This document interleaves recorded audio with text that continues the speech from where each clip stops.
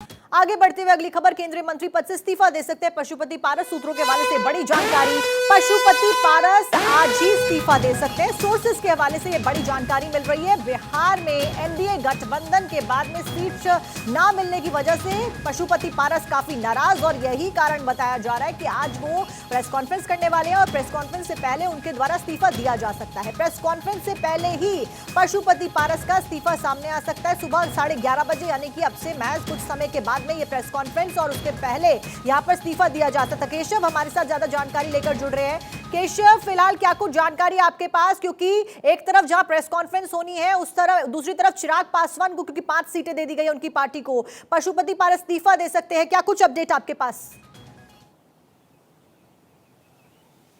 बिल्कुल साक्षी, देखिए कल शाम जिस तरह से 5 बजे बीजेपी के तरफ से बीजेपी कार्यालय में एक प्रेस कॉन्फ्रेंस की जाती है, जिसमें बिहार एनडीए के सभी सहयोगी दल चिराग पासवान, जीतन राम मांझी की पार्टी, उपेंद्र कुशवाहा की पार्टी और बीजेपी जेडीयू एक साथ सार्वजनिक रूप से घोषणा करती है कि बिहार एनडीए में जेडीयू 16 सीटों पर और बीजेपी 17 सीटों पर, चिराग पासवान को 5 सीट और जीतन राम मांझी को 1 सीट और उपेंद्र कुशवाहा को 1 सीट दिया गया था। लेकिन इस लिस्ट में पशुपति पारस, जो कि अभी केंद्रीय मंत्री हैं और राष्ट्रीय लोक जनशक्ति पार्टी के राष्ट्रीय अध्यक्ष हैं, उनके पार्टी को एक भी सीट नहीं दिया गया था, क्योंकि चाचा भतीजे में लंबे समय से ये प्रयास किया जा रहा था बीजेपी की तरफ से कि तालमेल बैठ जाए और चाचा भतीजा एक होकर चुनाव लड़े, लेकिन वो संभव नहीं हुआ, जिसके बाद बीजेपी ने साफ तौर से पशुपति पारस को एक भी सीट नहीं दिया है। और आज सुबह 11:30 बजे पशुपति पारस प्रेस कॉन्फ्रेंस करने जा रहे हैं और प्रेस कॉन्फ्रेंस में ये हो सकता है कि वो केंद्रीय मंत्री पद से भी इस्तीफा दे देंगे और सीट ना मिलने की वजह से यहाँ पर दरार आती हुई नजर आ रही है और पशुपति पारस अपना इस्तीफा सौंप सकते हैं, या फिर कोई और कारण भी सामने आए हैं? क्योंकि अगर चाचा भतीजे की बात की जाए तो वो शुरू से ही संबंध कैसे हैं पूरा देश जानता है।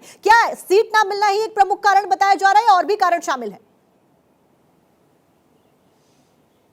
बिल्कुल साक्षी, देखिए कोई भी राजनीतिक दल होता है, चुनाव लड़ने के लिए अपनी पार्टी बनाती है और खुद राजनीति करते हैं। ऐसे में पशुपति पारस को एक भी सीट नहीं मिला है, तो ऐसे में आप समझ सकते हैं उनका राजनीतिक जो भविष्य है वो संकट में है और उनके पार्टी का जो मौजूदा 3 सांसद है उनका भी भविष्य खतरे में था। इसी लिहाज से पशुपति पारस नाराज चल रहे हैं एनडीए से, और आज सुबह 11:30 बजे एनडीए से अलग होकर, हो सकता है जो सूत्र बता रहे हैं कि बिहार महागठबंधन के संपर्क में पशुपति पारस है, कैबिनेट मंत्री के पद से भी इस्तीफा देंगे और बिहार एनडीए से भी अलग होकर वो बिहार महागठबंधन के हाथ मिला सकते हैं, क्योंकि पशुपति पारस लगातार चिराग पासवान के खिलाफ बोलते आ रहे हैं और अभी भी बोल रहे हैं। उनका साफ तौर से कहना है कि चिराग पासवान को जो हाजीपुर सीट मिला है उस सीट पर पशुपति पारस खुद चुनाव लड़ना चाहते हैं। तो अब देखने वाली बात यह होगी कि 11:30 बजे जब प्रेस कॉन्फ्रेंस करते हैं पशुपति पारस, उनकी नाराजगी क्या होती है उसमें। लेकिन यह सच है कि वो बिहार एनडीए से अलग होने जा रहे हैं, केंद्रीय मंत्री पद से इस्तीफा देने जा रहे हैं और आगे वो बिहार महागठबंधन के नेताओं से संपर्क में, हो सकता है कि महागठबंधन के नेताओं के साथ में संपर्क में। आप बने रहिए हमारे साथ। इस बीच सूत्रों के हवाले से एक बड़ी जानकारी भी सामने आ रही है। नीतीश कुमार और पशुपति पारस की मुलाकात हुई है, जो जानकार बता रहे हैं। दिल्ली में देर रात इन दोनों नेताओं की मुलाकात होती है। एनडीए गठबंधन में सीट ना मिलने से नाराज चल रहे हैं पशुपति पारस और इसी के चलते यहां पर नीतीश कुमार के साथ में मुलाकात की। केशव,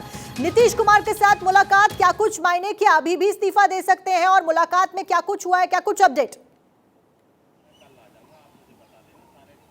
जी साक्षी, देखिए कल देर रात बिहार के मुख्यमंत्री नीतीश कुमार खुद 8 बजे दिल्ली पहुंचते हैं और शाम 5 बजे ही बिहार एनडीए में सीटों का ऐलान हो गया था। उसके बाद से ही पशुपति पारस की नाराजगी जगजाहिर हो गई थी, लेकिन देर रात जो सूत्र बता रहे हैं वो बिहार के मुख्यमंत्री नीतीश कुमार के सरकारी आवास पर पशुपति पारस पहुंचे थे। नीतीश कुमार से तकरीबन उनकी 10 मिनट तक मुलाकात भी हुई है, क्योंकि आपको याद होगा 2021 में जब चाचा भतीजा अलग हुए थे उस वक्त बिहार के मुख्यमंत्री नीतीश कुमार की अहम भूमिका रही थी पशुपति पारस को चिराग पासवान से अलग करवाने में। और जो पशुपति पारस अभी केंद्रीय मंत्री हैं, वो केंद्रीय मंत्री पद भी पशुपति पारस को जेडीयू के कोटे से दिया गया था। नीतीश कुमार ने अपनी पार्टी के एक मंत्री पद को पारस गुट को दिया था और पशुपति पारस केंद्रीय मंत्री बने थे मोदी सरकार में 2021 में। तो उसी लिहाज से जब बिहार एनडीए में पशुपति पारस को एक भी सीट नहीं दिया गया, अपने नाराजगी के बीच कल देर रात बिहार के मुख्यमंत्री नीतीश कुमार पशुपति पारस क्योंकि इस्तीफा देने की खबरें सामने आ रही है, ऐसा कहा जा रहा है कि आज वो इस्तीफा दे देंगे प्रेस कॉन्फ्रेंस से पहले। अगला कदम पशुपति पारस का चुनावों से पहले क्या कुछ होने वाला है, क्योंकि यहां तो सीट नहीं मिली जिसकी वजह से वो इस्तीफा देंगे, ऐसी खबरें आ रही हैं। अगला कदम क्या कुछ लेते हुए नजर आएंगे वो? देखिए, साफ तौर से साक्षी सबसे पहले केंद्रीय मंत्री पशुपति पारस अपने केंद्रीय मंत्री पद से इस्तीफा देंगे। उसके बाद बिहार एनडीए से अलग होकर, हो सकता है अगर बिहार महागठबंधन में उनको तवज्जो दी जाती है, उनको सीट मिलती है, तो बिहार महागठबंधन के साथ जाकर वो चुनाव लड़ेंगे, क्योंकि उनके भतीजा जो प्रिंस राज है वो भी समस्तीपुर से सांसद है। समस्तीपुर सीट भी चिराग पासवान को दिया गया है एनडीए की तरफ से, और जहां से खुद पशुपति पारस इस वक्त सांसद है हाजीपुर भी चिराग पासवान की पार्टी को दिया गया, और चिराग पासवान खुद हाजीपुर से चुनाव लड़ेंगे। तो ऐसे में हो सकता है संभवतः अगर बिहार महागठबंधन से बात बनती है पशुपति पारस की, तो पशुपति पारस खुद अपने चाचा यानी कि भतीजा चिराग पासवान के खिलाफ चुनाव लड़ते हुए बिहार महागठबंधन से नजर आ सकते हैं। पहली जो कोशिश होगी पशुपति पारस की, वो इस्तीफा देने के बाद बिहार महागठबंधन से कोशिश साधना और एक दो सीट लेकर बिहार महागठबंधन के साथ आप कह सकते हैं बिहार एनडीए के खिलाफ चुनाव लड़ने के लिए मैदान में उतरेंगे। ठीक है केशव, जानकारी आपने दी है तो हो गई बिहार की राजनीति की बात। इस बीच केशव आप बने रहिए हमारे साथ।